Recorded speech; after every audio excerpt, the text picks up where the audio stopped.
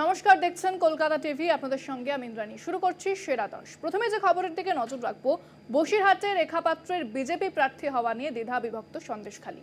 এই পরিস্থিতিতে প্রচারের প্রস্তুতি খোঁজ নিতে রেখা পাত্রকে ফোন মোদির। পাশাপাশি সোমবার বিক্ষোভের পর মঙ্গলবার ক্ষমা প্রার্থনা। রেখা পাত্রের বিরুদ্ধে বিক্ষোভের পর মঙ্গলবার ক্ষমা প্রার্থনা বিক্ষোভকারী মহিলাদের। ভিডিও ভাইরাল সোশ্যাল সাইটে। তৃণমূল তাদের ভুল বুঝিয়েছিল, রেখা পাত্রের পাশে আছেন বলে দাবি করেছেন মহিলারা। গোটা ঘটনা বিজেপির পরিকল্পিত চক্রান্ত দাবি করছে তৃণমূল। রেখা পাত্রকে ফোন প্রধানমন্ত্রীর। বসিরহাটের বিজেপি প্রার্থী রেখা পাত্র। সন্দেশখালীর প্রতিবাদে মুখ রেখা পাত্রকে ফোন মোদির।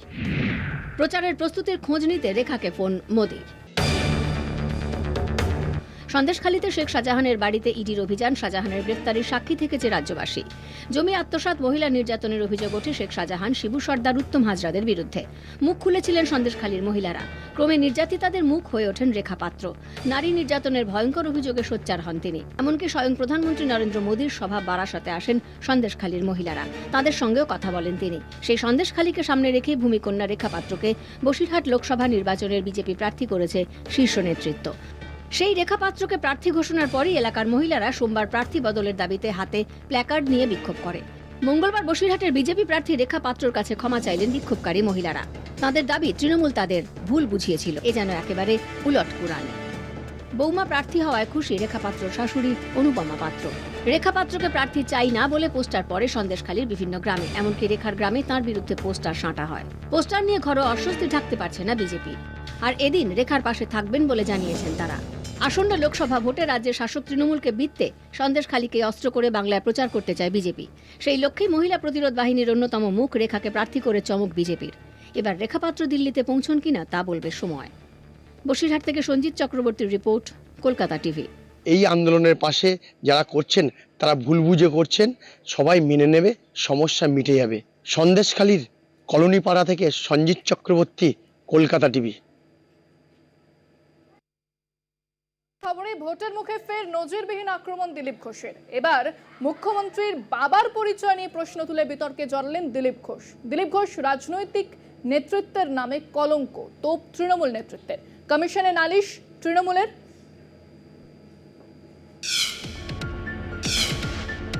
ভোট আসতেই কুকথার ফুলঝুরি, নেতা মন্ত্রীদের লাগাম ছাড়া মন্তব্য, কথায় কথায় বিতর্কের ঝড়। মানব অদৃশ্য মনে দেখতে পারো, কিন্তু চোর দেখার চোখ নাই তোমার শর্মিলা সরকার। আমি ত্রিপুরার মেয়ে, মানে বাপ তো ঠিক করুন, যাত্রার মেয়ে হওয়া ঠিক নয়। ফের বিতর্কে দিলীপ ঘোষ, ফের মুখ্যমন্ত্রীকে ব্যক্তিগত আক্রমণ। লোকসভা ভোটের মুখে ফের নেতাদের মন্তব্যে বিতর্কের ঝড়। অসীম সরকারের পর এবার দিলীপ ঘোষ। লোকসভায় বর্ধমান দুর্গাপুরে আসনে বিজেপির প্রার্থী দিলীপ। প্রচারে নেমেই চেনা ফর্মে দিলীপ। বাংলা নিজের ভাইপোকে চায়, বিহার ইউপি থেকে। দিদি গিয়ে গোয়াতে বলেন আমি গোয়ার মেয়ে, আমি ত্রিপুরার মেয়ে, মানে বাপ তো ঠিক করুন, যাত্রার মেয়ে হওয়া ঠিক নয়। নানা সময়ে বিতর্কিত মন্তব্য করে সমালোচনায় জড়িয়েছেন দিলীপ। দিলীপকে নিশানা করে পোস্টে কি লিখল Trinamool? All India Trinamool Congress. রাজনৈতিক নেতৃত্বের নামে কলঙ্ক। মা দুর্গার বংশকে চ্যালেঞ্জ করা থেকে মমতার বংশ নিয়ে প্রশ্ন তোলা। নৈতিকভাবে রাজনৈতিক দেউলিয়া নোংরা খেলায় ডুবেছেন। হিন্দু ধর্মের দেবীই হোক বা ভারতের একমাত্র মহিলা মুখ্যমন্ত্রী, বাংলার মহিলাদের কোনো সম্মান করেন না দিলীপ। আপনাকে কে অধিকার দিয়েছে এরকম নারীকে অপমান করা?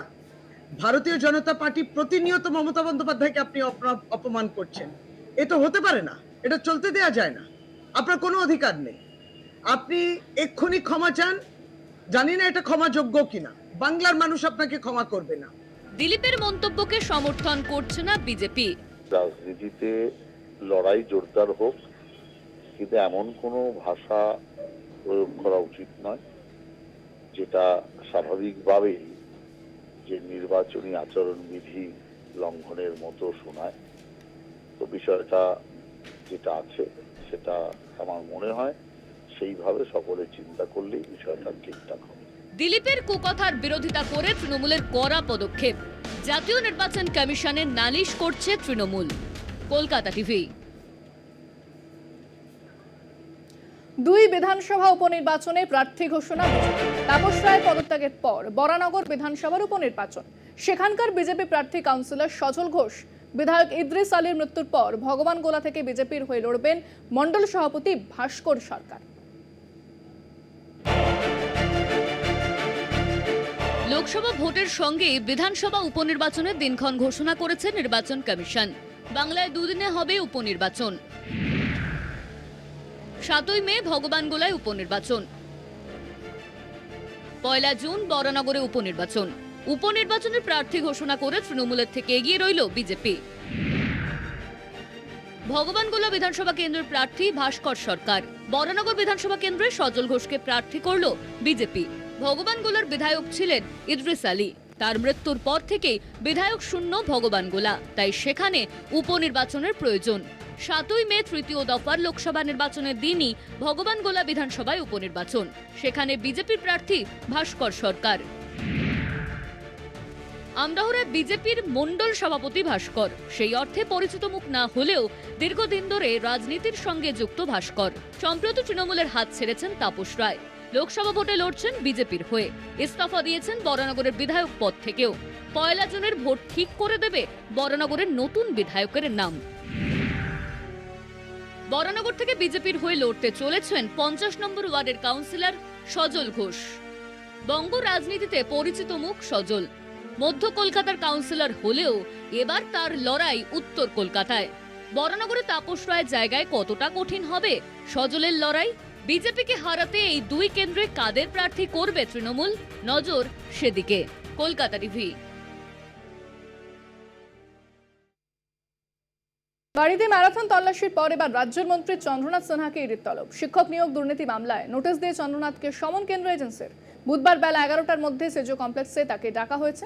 বাড়ি থেকে উদ্ধার 41 লক্ষ টাকার উৎস কি, নথি জমা দেওয়ার নির্দেশ ইডির।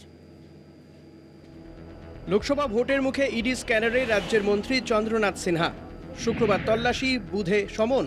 চন্দ্রনাথ সিনহাকে সিজিও কমপ্লেক্সে হাজিরার নির্দেশ ইডির। শিক্ষক নিয়োগ দুর্নীতি মামলায় মন্ত্রীকে তলব এনফোর্সমেন্ট ডিরেক্টরেটের। বুধবার বেলা 11টার মধ্যে সিজিও কমপ্লেক্সে হাজিরা দিতে হবে। জমা দিতে হবে উদ্ধার হওয়া 41 লক্ষ টাকার উৎস সংক্রান্ত নথি। নির্দেশ ইডির। শিক্ষক নিয়োগ দুর্নীতি মামলায় ইতিমধ্যে জেলবন্দি কুন্তল ঘোষ। ধৃত কুন্তলকে জেরার সূত্র ধরেই উঠে আসে চন্দ্রনাথ সিনহার নাম। 22শে মার্চ শুক্রবার চন্দ্রনাথ সিনহার বোলপুরে বাড়িতে ম্যারাথন তল্লাশি করে ইডি। বাড়িতে ছিলেন না মন্ত্রী, তাকে ডেকে পাঠানো হয়। প্রায় 14 ঘন্টা তল্লাশির পর বাড়ি থেকে উদ্ধার হয় নগদ 41 লক্ষ টাকা। বাজেয়াপ্ত করা হয় চন্দ্রনাথের মোবাইল। কিছু বলার নেই তো, এই মন্ত্রীর কোনো স্ট্যাটাসই নেই। 21 লক্ষ 30 লক্ষ কোনো টাকা হলো, যেখানে 51 কোটি টাকা এসছে, তো সেখানে তো আমার মনে হয় এখনো সেই স্ট্যাটাসে টিএমসি পৌঁছতে পারেনি। 41 লক্ষ তো এমনি নিয়ে ঘুরে বেড়ায় লোকে, রাস্তাঘাটে পাওয়া যাচ্ছে। কোটি কোটি না হলে কি টিএমসির নেতার একটা স্ট্যাটাস নেই? হ্যাঁ, আমাদের কোনো নেতার বাড়ি থেকে এই টাকা পায় তো বলতাম যে ঠিক আছে ভাই, বিজেপি তো গরিব লোক, 41 ঠিক আছে। 41 কোটি হলে চন্দ্রনাথ সিনহার একটা সম্মান থাকতো, স্ট্যাটাস থাকতো। বললাম তো ইডিসি বের চলবে, এটা তো ভোট অবধি চালানো হবে। সেই জন্য ওদের অন্য কোনোতে ইন্টারেস্ট নেই, না প্রার্থীতে ইন্টারেস্ট, না ওদের কর্মী সংগঠনে ইন্টারেস্ট, না ওদের দেওয়াল লিখনে ইন্টারেস্ট। ওরা জানছে যে আমরা ইডি, সিবিআই, পুলিশ কি করতে পারি, কিসে চেঞ্জ করে ইলেকশন করতে পারি। তৃণমূল আগেই প্রশ্ন তুলেছিল, বাড়িতে 41 লক্ষ টাকা থাকলেই অপরাধ প্রমাণিত হয় না। এবার সেই নগদ টাকার হিসেব দিতে হবে মন্ত্রী চন্দ্রনাথ সিনহাকে। যে এই যে বিপুল পরিমাণ টাকা তার বাড়িতে মজুদ রাখা ছিল, সেই টাকা কেন রাখা ছিল তার সপক্ষে একাধিক ডকুমেন্টসও আনার কথা তাকে নির্দেশ দেওয়া হয়। ক্যামেরায় সুবীর দাসের সঙ্গে রিয়া মাঝি, কলকাতা টিভি। সিপিএম এবার প্রযুক্তি নির্ভর হয়েছে। লোকসভা নির্বাচনের প্রচারে এবার নামানো হচ্ছে এআইকে। কম্পিউটারের বিরোধিতা সত্ত্বেও এবার এআইকে ভরসা বঙ্গ সিপিএমে, জানিয়ে কটাক্ষ গেরুয়া শিবির থেকে শুরু করে ইউজারদের। এবার প্রচারে ঝড় তুলবে সমতা। না, সমতা কোনো নেত্রী নন, তিনি শাড়ি পরা সুন্দরী সঞ্চালিকা। দোলের দিনে সকলকে শুভেচ্ছা জানিয়ে শুরু করেছেন পথ চলা। এবারে লোকসভা ভোটে বঙ্গ সিপিএমের হয়ে ভোট প্রচার করবেন সমতা। শুনতে অবাক লাগলেও নেট দুনিয়ায় প্রচারে ঝাঁপিয়ে পড়বেন সমতা। হাতে আর বেশি সময় নেই, প্রচারে খামতি রাখতে চায় না সিপিএমও। তাই বিকল্প ভাবনা হিসেবে সিপিএমের অভিনব উদ্যোগ আর্টিফিশিয়াল ইন্টেলিজেন্স অর্থাৎ এআই নির্ভর সঞ্চালিকা। আর বাংলায় এই প্রথম এআই সঞ্চালিকা ভোটের প্রচার করবে। সমতাকে দেখতে মানুষের মতোই, কিন্তু তিনি মানুষ নন। কৃত্রিম বুদ্ধিমত্তায় তৈরি বঙ্গ সিপিএমের সোশ্যাল মিডিয়া হ্যান্ডেলের নতুন মুখ। 27 সেকেন্ডের প্রথম আলাপেই তার মুখের অভিব্যক্তি, ঠোঁট নেড়ে কথা বলার ধরন সবকিছুই মানুষের মতো। বোঝার উপায়ই নেই যে সমতা এআই প্রযুক্তিতে তৈরি কম্পিউটার অ্যালগোরিদম মাত্র। একসময় কম্পিউটারের বিরোধিতা করেছিল বামেরা, সেই বঙ্গ সিপিএমই এবার এআই এ ভরসা রেখে বিকল্প ভাবনায় প্রচারে। এআই অ্যাঙ্কারের আত্মপ্রকাশ ঘটতেই এক্স হ্যান্ডেলে নানা প্রতিক্রিয়া ইউজার থেকে বিরোধীদের। ইউজারদের কটাক্ষ, এটা তো পুঁজিবাদীদের প্রযুক্তি, আমেরিকার প্রযুক্তি। কলকাতা টিভি। এখন সময় একটা বিরতি, ফিরছি বিরতির পর, সঙ্গে থাকুন। দিল্লিতে প্রধানমন্ত্রীর বাসভবন ঘেরাও কর্মসূচি আপের। বাসভবন ঘেরাও কর্মসূচি ঘিরে উত্তেজনা। মঙ্গলবার সকালেই দিল্লি পুলিশের তরফে জানিয়ে দেওয়া হয় আপকে কর্মসূচির জন্য অনুমতি দেওয়া হয়নি। রাজধানীর নির্দিষ্ট কিছু জায়গায় 144 ধারা জারি করা হয়। আপ সমর্থকেরা জমায়েত করার চেষ্টা করলে তাদের সঙ্গে ধস্তাধস্তি শুরু হয় পুলিশের। বেশ কয়েকজনকে আটক করে টেনে হিঁচড়ে গাড়িতে তোলে পুলিশ।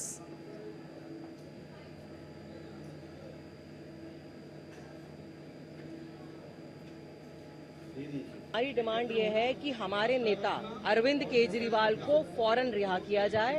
उनकी गिरफ्तारी गैर कानूनी है।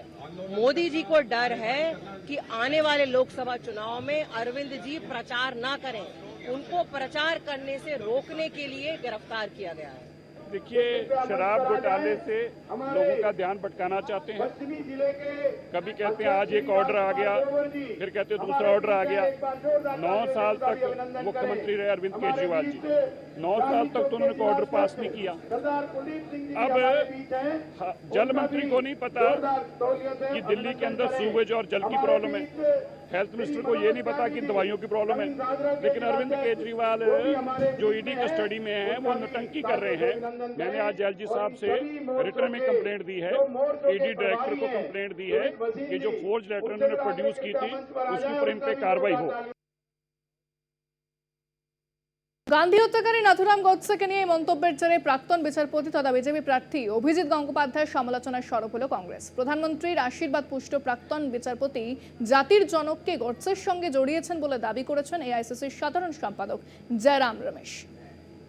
শিক্ষা দপ্তরে একের পর এক দুর্নীতি মামলায় হাইকোর্টের বিচারপতি হিসেবে দৃঢ় অবস্থান নিয়েছিলেন অভিজিৎ গঙ্গোপাধ্যায়। তাতে যথেষ্ট বেকায়দায় পড়েছিল রাজ্যের শাসক তৃণমূল। কিন্তু চাকরি থেকে আগাম অবসর নিয়েই বিজেপিতে যোগ দিয়ে লোকসভা ভোটে প্রার্থী হন অভিজিৎ। পদে যোগ দেওয়ার পর থেকেই বিচারপতি হিসেবে নেওয়া তাঁর সিদ্ধান্তগুলির নিরপেক্ষতা নিয়েই প্রশ্ন তুলে দিয়েছিল তৃণমূল। সম্প্রতি এক সাক্ষাৎকারে বিজেপি প্রার্থী অভিজিৎ জানান, নাথুরাম গডসে ও গান্ধীর মধ্যে কাউকে আলাদা করে বাছতে পারছেন না।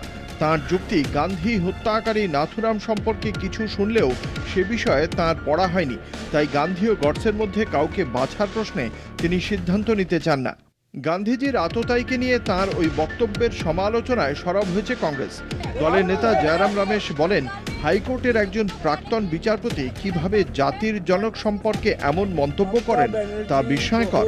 তাঁর দাবি, এহেন ব্যক্তিকে প্রধানমন্ত্রী নরেন্দ্র মোদীর আশীর্বাদে লোকসভায় প্রার্থী করেছে বিজেপি। তাঁর ওই প্রার্থী পদ প্রত্যাহার করা উচিত বলে সোশ্যাল মিডিয়ায় পোস্ট করেছেন জয়রাম। কলকাতা টিভি। হোলির দিন বর্ধমান শহরে রং খেলায় মাতলেন বর্ধমান দুর্গাপুর কেন্দ্রের তৃণমূল প্রার্থী কীর্তি আজাদ। স্থানীয়দের সঙ্গে রং খেলার ফাঁকে ফাঁকেই চলল ভোটের প্রচার। ভোটে জয় নিয়ে নিশ্চিত কীর্তি জনসংযোগের মাঝেই তোপ দাগলেন বিজেপি প্রার্থীর বিরুদ্ধে। বাড়ি ভাড়া নিয়ে দুর্গাপুরে অস্থায়ীভাবে বসবাস করতে শুরু করেছেন ভারতীয় দলের প্রাক্তন ক্রিকেটার কীর্তি আজাদ। কখনো হেঁটে কখনো সাইকেলে চেপে বর্ধমান দুর্গাপুরে ভোটের প্রচার চালাচ্ছেন কীর্তি। সদ্যই কীর্তির বিপক্ষে প্রার্থী হিসেবে দিলীপ ঘোষের নাম ঘোষণা করেছে বিজেপি। দিলীপ নিজের নির্বাচনী কেন্দ্রে পৌঁছতে প্রচারে ঝাঁজ বেড়েছে কীর্তি আজাদের। চিরাচরিত রেওয়াজ মেনে বর্ধমান শহরবাসী রং খেলায় মাতেন হোলির দিন। এবারও শহরের লক্ষ্মীনারায়ণ জিউয়ের মন্দিরে পুজো দিয়ে আবির ছুঁয়ে রং খেলায় মাতলেন বর্ধমানবাসী। তাদের সঙ্গে ছিলেন তৃণমূলের প্রার্থী কীর্তি আজাদ।